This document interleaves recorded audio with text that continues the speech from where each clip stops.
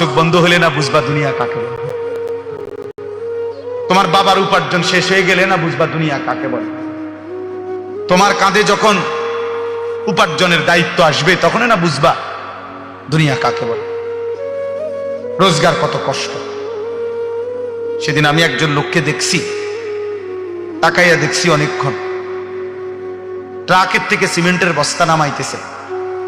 আমি লোকটার দিকে তাকাইয়া ছিলাম, সারাটা শরীর ঘামে।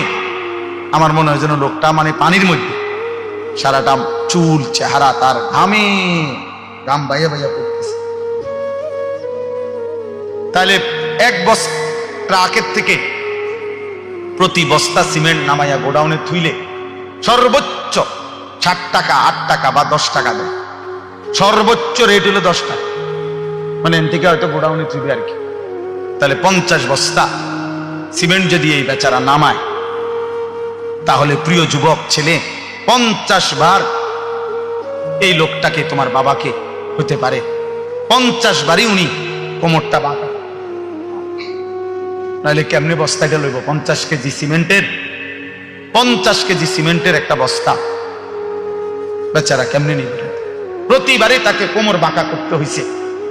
প্রত্যেক বস্তা সিমেন্ট হয়তো ফালাইয়া ছোট্ট একটা গামছা হয়তো কোমরের থেকে খুলে আবার ঘাম মুচ্ছে, আবার আরেক বস্তা লেগে গেছে, আর গুনছে কয় বস্তা হইল।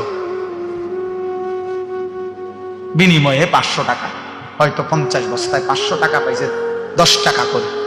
সেখান থেকে ভাঙ্গাইয়া তোমারে 200টা টাকা দিছিল, তুমি বলছো তোমার স্কুলে দিতে হবে, সেই ঘামে ভেজা 200 টাকা।